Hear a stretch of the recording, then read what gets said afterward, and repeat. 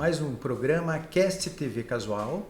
Né? Estamos no CWB TV, canal 5 da NET, e também no site cwbtv.net.com. E também nos siga no Instagram e YouTube, no @Grupo Casual. Né? Hoje eu tenho um prazer enorme em trazer uma convidada aqui, que é a doutora Karina Furlan Anselmi. Ela é mastologista do Centro de Doenças da Mama de Curitiba, né? E do Serviço de Doenças da Mama do Hospital Nossa Senhora das Graças. Né? Não é porque passou o mês já de outubro, que é Outubro Rosa, que a gente vai esquecer das doenças da mama.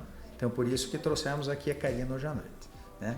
Boa noite, Karina, seja muito bem-vinda. Obrigada, Rodrigo, obrigada pelo convite. Acho que você começou muito bem, né? Não é só no mês de outubro que a gente tem que estar falando do câncer de mama, mas sim no ano todo, procurando a prevenção e a orientação dessas mulheres. Isso mesmo. Né? E me conte assim, Karina, é verdade que o câncer de mama é uma doença muito frequente? Rodrigo, hoje, por que esse assunto é tão importante? Porque o câncer de mama hoje é a doença mais incidente na mulher e a doença que mais mata a mulher, tanto no Brasil quanto no mundo. Nós temos só para o ano de 2025, 2026, esperamos 75 mil novos casos de câncer de mama. E, infelizmente, ainda o diagnóstico precoce ainda não é uma verdade. Ainda 30% a 40% dos nossos tumores aqui no Brasil são diagnosticados em fase estadio 2 ou 3, que é uma fase mais tardia, que a gente perde ali aquele momento de ter a cirurgia menos invasiva, um tratamento menos invasivo, até evitar, às vezes, de fazer quimioterapia nessas mulheres. Karina, e é suficiente, por exemplo, as mulheres fazerem o autoexame, como é muito propagado isso, né? É só fazer o autoexame, se você não identificar nada, você está tranquila. Como é que funciona isso? Excelente pergunta, né? Porque por muitos anos, né, as campanhas do Outubro Rosa pregaram o autoexame. A detecção através da palpação do nódulo na mama. E, na verdade, o que realmente faz diferença, esse diagnóstico ser mais precoce, é a gente fazer o diagnóstico através do exame da mamografia. 30% dos tumores começam através de calcificações que a gente só vai ver na mamografia. E ela é o único exame capaz de detectar essa lesão da maneira mais precoce possível. Quando ela mede até ali 1 milímetro, a mamografia é capaz de detectar e a gente, na mão, nesse autoexame, a gente só vai palpar nódulos que eu não estou medindo mais de 1 centímetro. Ou seja, pega muito avançado. Mais avançado. 1 centímetro ainda não é um nódulo tão grande, avançado. A gente não chama isso de localmente avançado. Mas palpar um nódulo de 1 centímetro é muito difícil, principalmente em mulheres que têm mamas volumosas, né? Então aí ou o nódulo é muito profundo, a gente não acha, vai achar só quando esse nódulo daí sim pode ser localmente mais avançado. Seja, autoexame é bom, mas não é o que vai resolver. Exato, assim, o diagnóstico que a gente quer é antes da gente sentir esse nódulo. O autoexame é importante, a mulher tem que conhecer sua mama, porque muitas acabam detectando no autoexame mesmo, mas se a gente quiser diminuir mortalidade, a gente tem que pegar esse tumor antes da gente palpar. Então, recomenda-se ir ao médico com que frequência, assim, mais ou menos? Então, assim, primeiro, toda mulher hoje precisa ter a sua primeira avaliação, de preferência, né, quando for pensar em mama, com um médico mastologista ou até com um médico ginecologista aos seus 25 anos de idade, porque ali a gente vai calcular risco individual dessas mulheres. Esse risco ele vai variar muito ao longo da vida. Então, nós temos assim, uma mulher normalmente vai ter em torno de 12% de chance de ter um câncer de mama ao longo da sua vida, mas alguns fatores, como por exemplo a história familiar, pode aumentar esse risco. Então, ali nos 25 anos é uma idade importante para a gente estar fazendo essa avaliação. Feito isso, numa mulher de diagnóstico normal, habitual, essa mulher deve começar o exame e procurar fazer aos 40 anos de idade. Isso é recomendação já da Sociedade Brasileira de Mastologia, do Colégio Brasileiro de Radiologia, da FEBRASGO, da Federação de Ginecologistas, e ela deve começar fazendo a mamografia uma vez ao ano a partir dos 40, e isso não tem idade para acabar, né? Todo mundo achava que quanto mais velho você não precisa fazer o exame, e ao contrário, nosso risco vai aumentando ao longo da vida de câncer. Então, aos 40 anos já tem que começar anualmente a fazer mamografia. Exatamente. Muito bom. E eu trabalho muito com obesidade, né, Karina? Sou cirurgião bariátrico, né? E a gente sabe que hoje 60% da população brasileira tem sobrepeso ou obesidade, né? Então, a obesidade é mais de 30% da população. Então são números alarmantes, porque só aumenta. Então a perspectiva 2030 é aumentar ainda mais, tudo isso, né? Sim. E a gente sabe que a obesidade gera, por ser uma doença complexa, multifatorial, recidivante, ela tem muitas alterações a nível de inflamação. Então a nível celular, né? Na verdade a pessoa com obesidade ela acaba tendo a imunidade diminuída. Muita gente acha que a pessoa está magrinho, está fraquinho, está com a imunidade baixa, né? Mas é o contrário. A pessoa mais magra, ela tem uma imunidade melhor. E a gente sabe que as pessoas com obesidade acabam tendo uma imunidade menor e, consequentemente, um risco elevado de ter vários tipos de câncer. E um dos principais, a gente sabe que é o câncer de mama. Né? Então, veja que a gente tem muita gente com obesidade e a incidência do câncer de mama também é alarmante. Só aumentando. Só aumentando. Só aumentando. E a gente acredita e atribui que isso realmente tem a ver muito com o estilo de vida. E se tem um fator que é fato, que aumenta o risco de câncer de mama hoje, que a gente tem evidência suficiente comprovando, é a obesidade, né? Como você falou. Porque a gente sabe, por exemplo, a pessoa está fumando, né? Todo mundo sabe que fumar pode dar câncer. Né? Agora, essa relação da obesidade e da câncer não é tão difundida assim, né? Exato, né? As pessoas acham que vai ter diabetes, ou tem pressão alta, tem gordura no fígado, apneia, essas coisas, mas o câncer as pessoas não costumam relacionar, né? Quase não mesmo, é uma coisa muito nova que a gente vê. Até estudos para nós no câncer de mama, agora que nós temos tido mais trabalhos comprovando isso, né? Desse processo inflamatório que a obesidade faz, ela muda ali o meio celular, deixa aquela célula mamária exposta a essas alterações inflamatórias, nisso a gente tem as mutações nesse gene dessa célula e aí sim desencadeia o início de um câncer de mama. Então, por exemplo, uma mulher com peso normal e uma mulher com obesidade, a evolução da doença passa a ser diferente, assim, cara? A gente só encontra com mais frequência a doença nas pacientes obesas, né? Mas a evolução da doença é igual.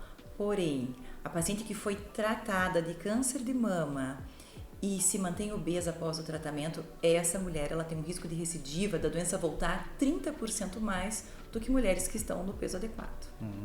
Então já entra no pacote do tratamento.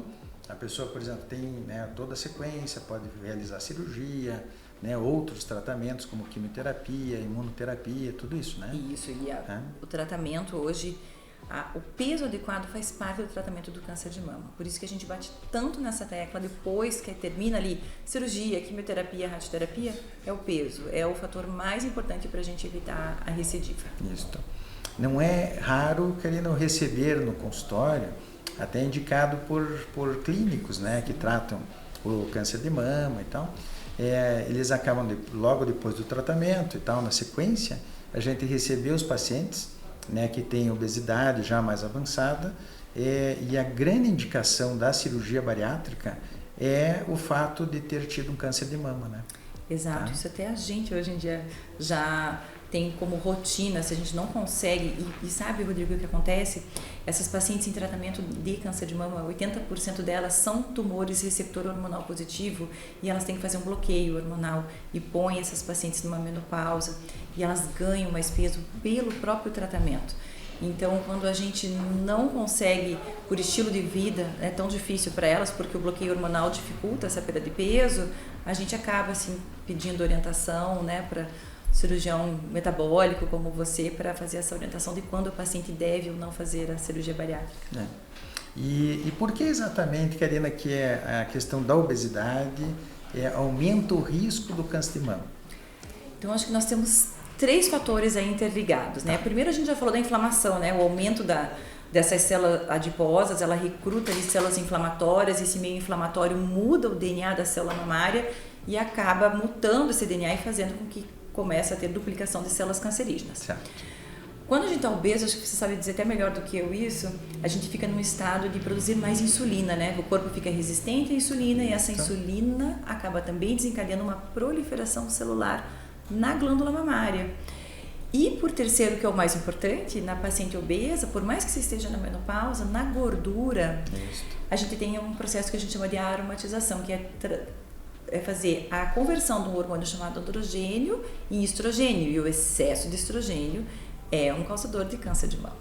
Então a obesidade está por exemplo, mesmo a mulher na menopausa, né, que ela teria menos estrogênio, pelo fato de ela ter muitas células de gordura no corpo, ela acaba mantendo um nível de estrogênio alto, né? Ela aumenta esse nível de estrogênio na gordura. A gordura produz o estrogênio. Então, por isso é tão importante. Fundamental emagrecer, né?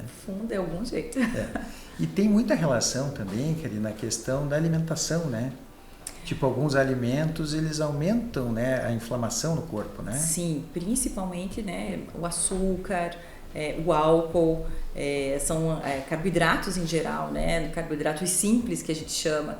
Eles aumentam esse processo inflamatório. Então, a dieta adequada é muito importante, né? Ter essa orientação nutricional do que a gente deve, como a gente deve equilibrar essa dieta é muito importante também durante e pós-tratamento, durante a vida toda, né? E tem estudos, assim, Karina, sobre a questão da atividade física? Atividade física também é importante? Nossa, uma coisa liga a outra, né?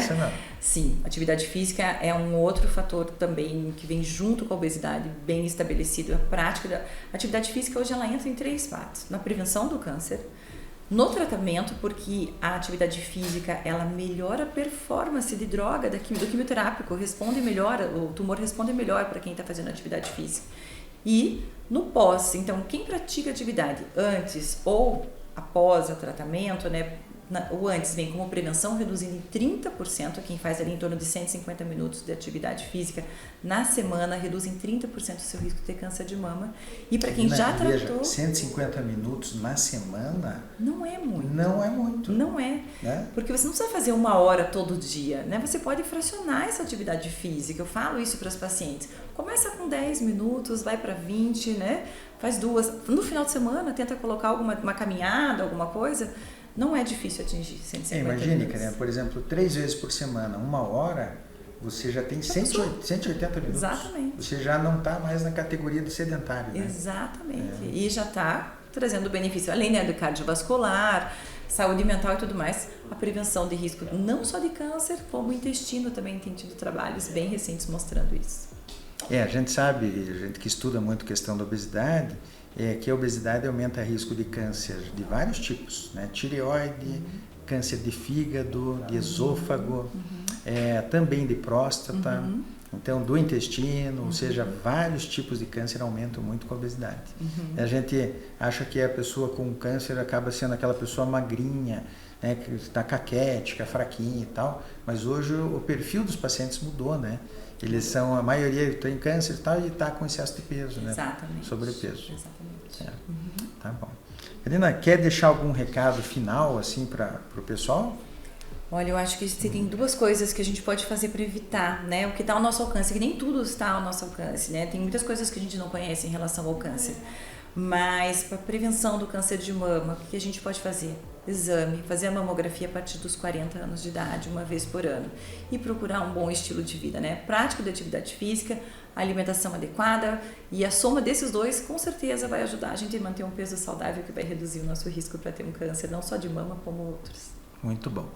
Karina, queria agradecer. Eu que agradeço. E agradecer também uma outra coisa, porque você já cuidou de familiares meus, né? Sim. Então, vocês, o grupo de vocês ali do centro, né, de doenças da mama do Hospital Nossa Senhora das Graças, ele além de ser reconhecido internacionalmente, né, não só nacionalmente, mas a nível mundial, vocês são referência, né? Então, poucas pessoas aqui em Curitiba sabem que tem um centro tão de ponta como são vocês, né? E o grande diferencial não é só ser de ponta, mas é o acolhimento que vocês têm. Porque quando uma pessoa tem câncer e tal, ela fica perdida, ela acha que é o fim. E, na verdade, quando encontra com vocês, acaba sendo um recomeço. Tá bom? É isso. A empatia é muito importante. A gente tem que se colocar sempre do outro lado para que a gente possa trazer esse acolhimento. Não só o tratamento, como você falou, mas esse acolhimento que é muito importante nessa hora. Muito obrigado. Eu que agradeço. Lina, show de bola. Obrigada. Então, ficamos por aqui hoje. Até o próximo programa Cast TV Casual.